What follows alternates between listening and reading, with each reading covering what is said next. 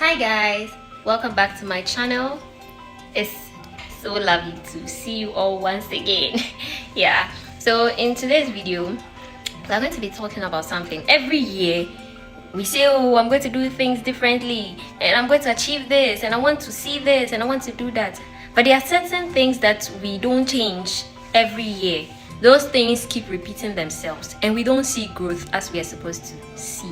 In this video, we are going to be talking about 3 things that you should consider avoiding, stopping, or changing so that you can see growth in this year. Okay, so the first thing we'll be looking at is laziness. Yes, laziness. A lot of us still remain lazy in the new year, expecting things to change. You are not doing things differently by being lazy. I mean, you have the plans and all of those things, but if you keep being lazy, what is laziness? You already know what laziness is. If I keep looking at that, because I'm looking at my notes. Yeah. So, pardon moi. Please. So, laziness is like kind of like inactivity, not doing what you're supposed to do at the time you're supposed to do it. So it's like you have relaxed too much. You know you are supposed to do the thing, but you are like, nah, this can't wait. Like it's goes hand in hand with procrastination, you know. Because of laziness, we procrastinate a lot, which will be my second point. So let's read something from Proverbs chapter 6, verse 6 to 11. I'll read first in the King James Version, then I'll read it in the Message Version so that we see what the writer was saying. He said, Proverbs 6, verse 6 to 11, Go to the ant, thou sluggard, consider her ways and be wise, which having no guide, overseer, or ruler, provideth her meat in the summer, and gathereth her food in the harvest. How long wilt thou sleep, O sluggard? When wilt thou arise out of thy sleep? Yet a little sleep, a little slumber, a little folding of the hands to sleep. So shall thy poverty come as one that travelleth, and thy want as an armed man. All right, so let's look at it in the Message Bible as well. Message Bible, Proverbs chapter 6, verse 6 to 11. You lazy fool, look at an ant, watch it closely, let it teach you a thing or two. Nobody has to tell it what to do.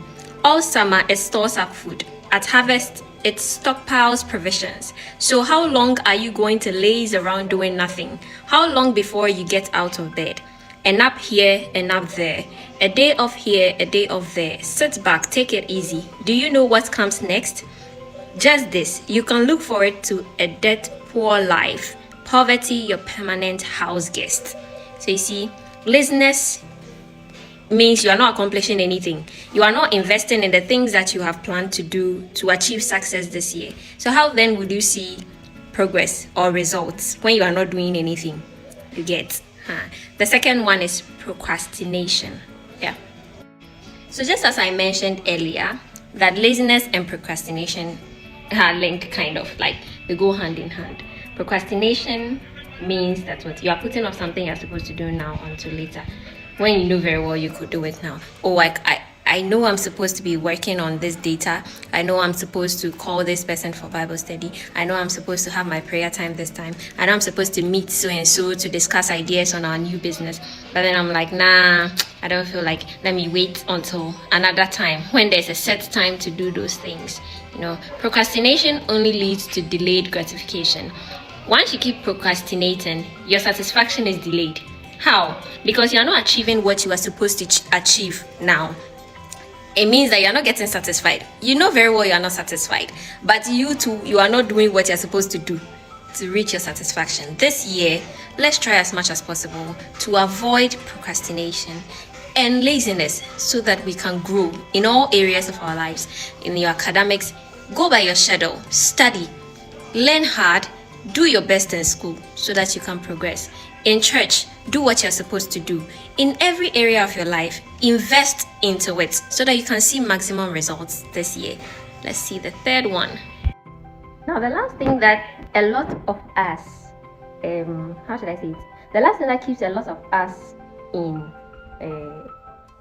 in a grip or in bondage is fear. Yes.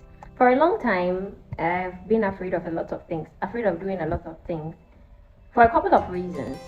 So I'm just going to mention a few. Everyone has a reason why they're afraid of taking a certain action, taking a certain step, or doing something that you're supposed to do. This year, put aside fear. Fear of failure, fear of ridicule, of criticism, of imperfection, of stagnation. Put aside every form of fear. Anything that causes you to coil up in your shell due to fear must be put aside. You see, as humans, we will fail a couple of times, sometimes, in order to get something right. We shouldn't be afraid of failure because most times we learn from our failures in order to achieve success. No, if you keep running away from the fear of failure, it means you won't achieve anything because yes, as humans, you will fail sometimes. Ridicule. People will laugh at you. People will mock you. This thing that you are going to do. And if you're afraid of every single comment that people will make, trust me, you won't achieve anything in life because then it means you'll be living your life according to the dictates of people. Mostly people who don't even have any form of investment in your life. They've not played any role in your life. And then we hand them the keys of our lives out of fear. And then we go by the beat of their drum. Ridicule. The third one, criticism. This one, criticism. Hey, most times, we don't like to be criticized. You know, there is constructive criticism, which would help us to know whether what's like it is guiding. Unlike the other forms of criticism, like they're just criticizing you. You don't even really understand. You know, sometimes these things can break your spirit. How do I say that? You know, once you are constantly receiving backlash, criticism, ridicule, you feel frustrated and you give up on whatever you are doing. But one thing I want us to understand from 2 Timothy chapter 1 verse 7, and I'll read it from the Amplified Version. 2 Timothy 1 verse 7. It says, "For God did not give us a spirit of timidity," into bracket, "of cowardice, of craving and cringing and fawning fear, but He has given us a spirit of power and of love and of calm and well-balanced mind and discipline and self-control." God has given us these things to help us to navigate our way in life. We have the Holy Spirit, the Spirit of wisdom, to teach us the wise things to do or the wise ways to go about things, to guide us. He made us understand in His word that what we should trust in the Lord with all our hearts and lean not on our own understanding. In all our ways we should acknowledge Him and He will direct our path. So right now we have the Holy Spirit in us to help direct our path by listening to what He has for us to do. Instead of focusing on the timidity that He has not given us, we should be focusing on the power, the love, the calm, well-balanced mind, the discipline, the self-control that He has given us. We should dwell on these things, add prayer and hard work to whatever we are supposed to do. So in place of laziness, hard work and resilience, be determined to win this year. I've seen it going around, like people are saying no grief for anybody, no grief for anybody. Like people are saying it too, but people are doing other things. People are saying it too, they are doing otherwise. People are saying it too and they are going by it. But it depends on what you are not grieving for. As a child of God, no grief for anything that will cause you to be going backwards this year. Please be determined to win. Okay, you are determined to win, right? If you are determined to win, type it in the comment section. I am determined to win this year. Now, in place of procrastination, what should we have? You do as you go. So instead of telling yourself, oh, I'll come and do it later, I'll come and do it later, and it will be piling up, and you now be finding more excuses to escape the activities that bring about growth and development. Why don't you do as you go? Start now. Whatever you have put off till later, go and revisit it. Look at it again. Which of them can I do now? Let me start now. You see, most times, once you start, you find the zeal to continue. But once you put it off for a long time, you begin to lose interest in the things that should bring about your growth. So do not shift for later what can be done now. Remind yourself that in order to grow, you mustn't make certain compromises. Don't compromise on things that will bring about your growth. As I said earlier, invest in every area of your life. Spiritually, physically, academically, mentally, anyway.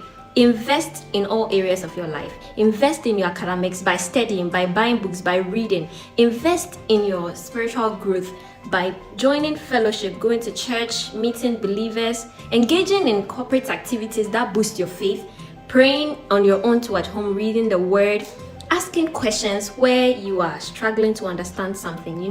There are so many ways for us to grow as Christians. Don't quell in your shell. We are a community. So get closer to someone in church that can give you good advice, someone that can help you to grow, and learn from them. Yes, not anybody at all in church that you learn from. You get closer to someone that can help you, groom you, that you grow in church. And the last one, now in place of fear, garner boldness and confidence, relying on the Lord. He's our boldness, He's our confidence. In Him we make our boast. Be bold in the face of fear. Just begin to declare over yourself, God has not given me the spirit of timidity, of cowardice, of cringing fear.